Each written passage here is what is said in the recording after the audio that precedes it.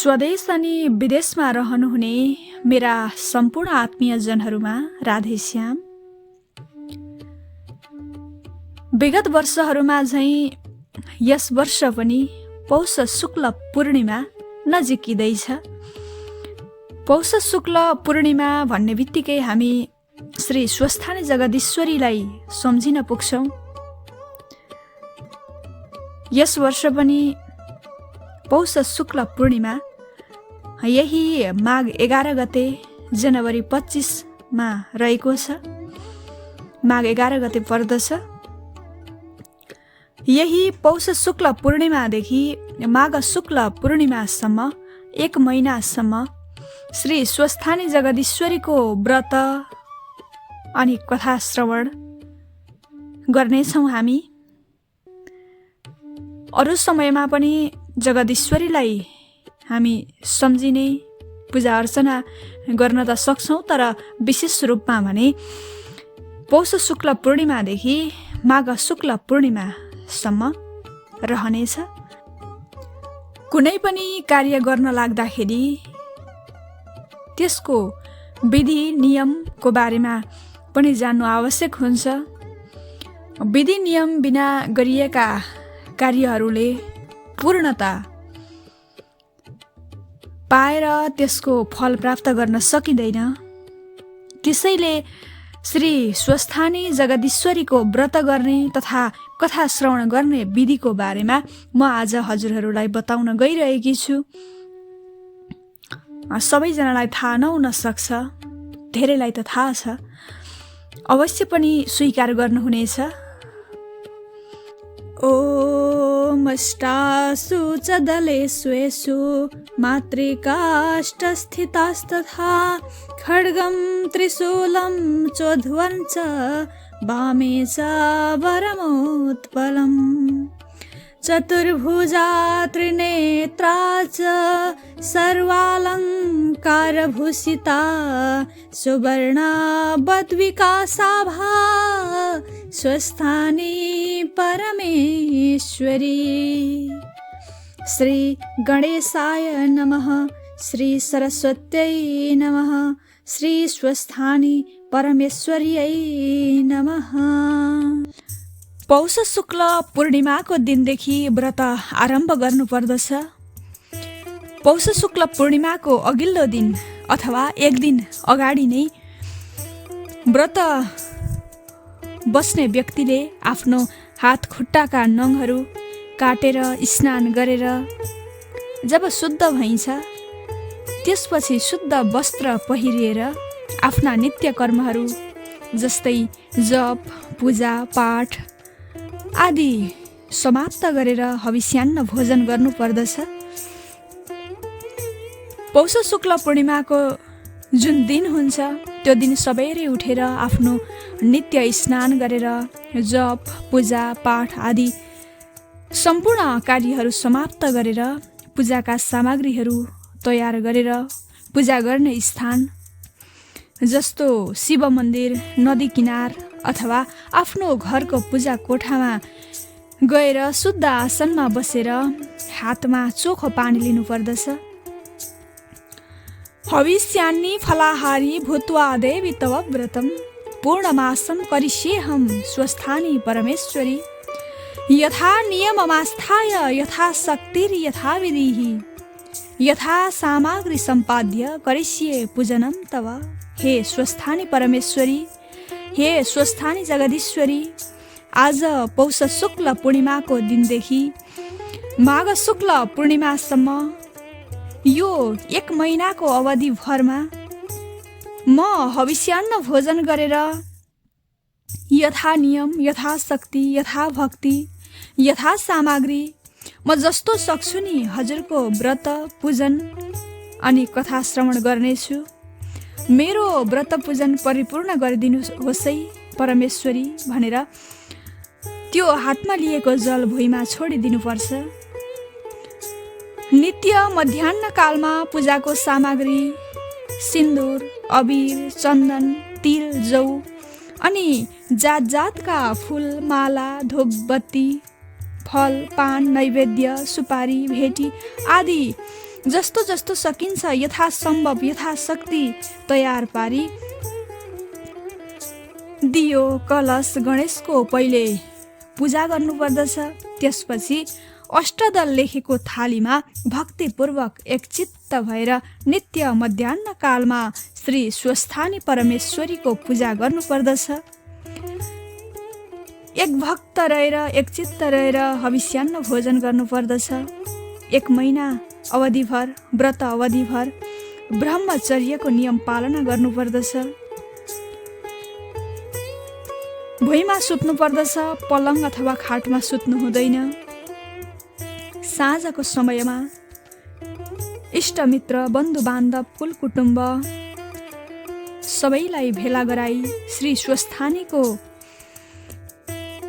व्रतकथा रहेको जुन पुस्तक हुन्छ त्यो पुस्तकमा पूजन गर्नुपर्दछ। धूप बत्ती नैवेद्य भेटी चढाएर सबैले फुल अक्षता हातमा लिएर हात जोड्नु पर्दछ। ओम यम ब्रह्मा वरुणेन्द्र रुद्रमरुतस् तुन्वन्ति दिव्यैस्तवैर् वेदैः साङ्गपदक्रमोपनिषदैर् गायन्ति यं सामगाः ध्यानावस्थिततद्गतेन मनसा पश्यन्ति यं योगिनो यस्यान्तं न विदुः सुरासुरगणा देवाय तस्मै नमः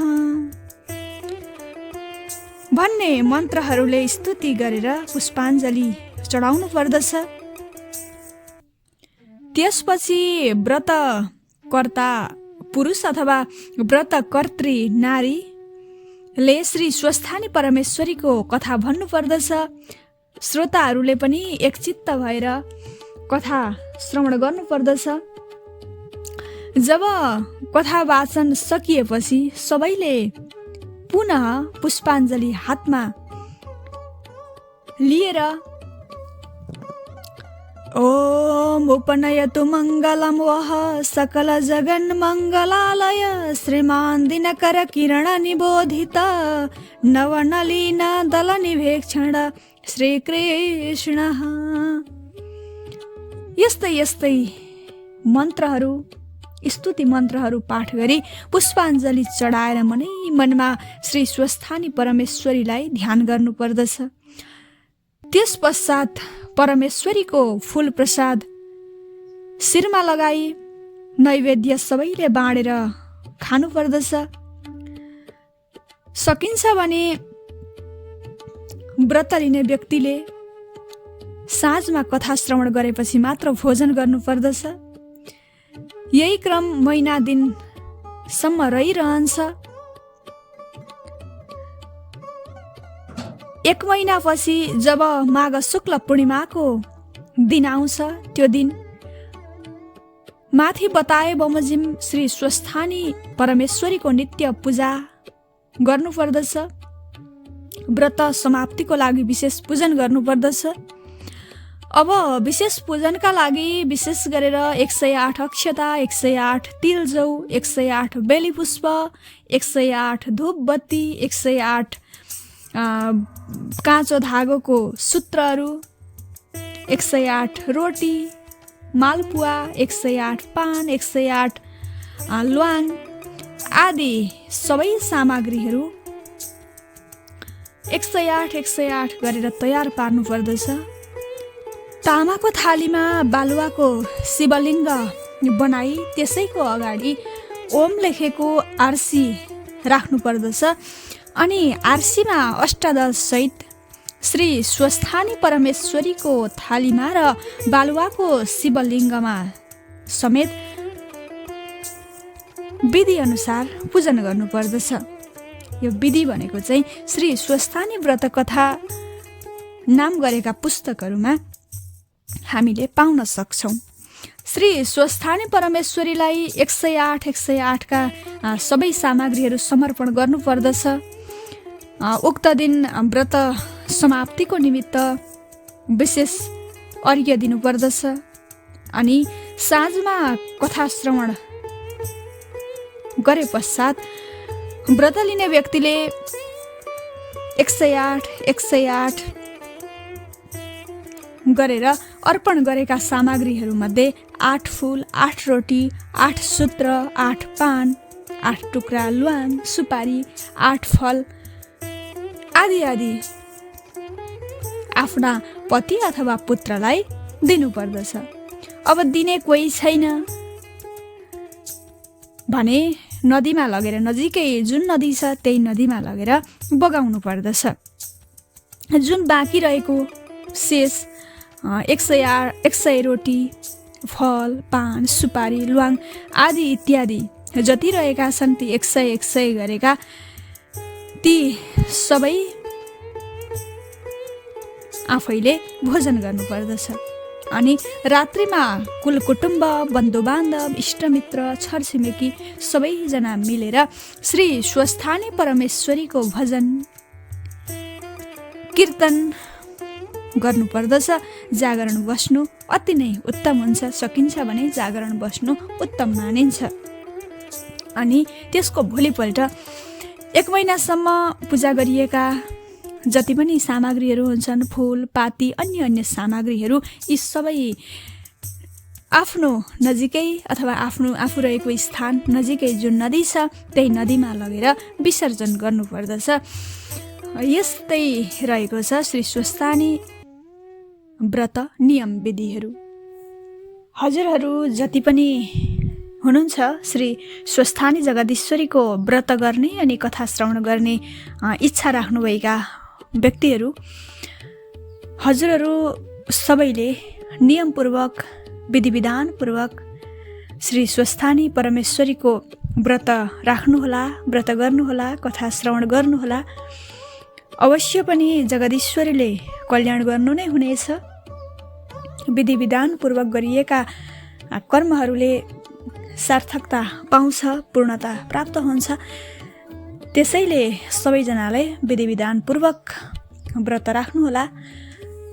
साथै आफ्नो परिस्थिति, कार्यव्यस्तताको कारणले गर्दा भगवतीलाई अथवा जगदीश्वरीलाई सम्झिने तर व्रत राख्न असमर्थ हुनुहुन्छ जति पनि, उहाँहरू सबैलाई, सबै भक्तहरूलाई भगवतीले कल्याण गर्नुहोस्, रक्षा गर्नुहोस्। सम्पूर्णमा यही कामना गर्दै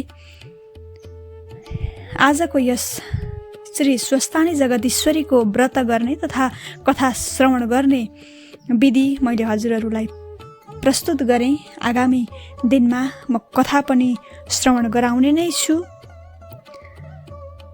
हजुरहरू सबैको माया, आशीर्वाद प्राप्त भइरहोस्। सबैमा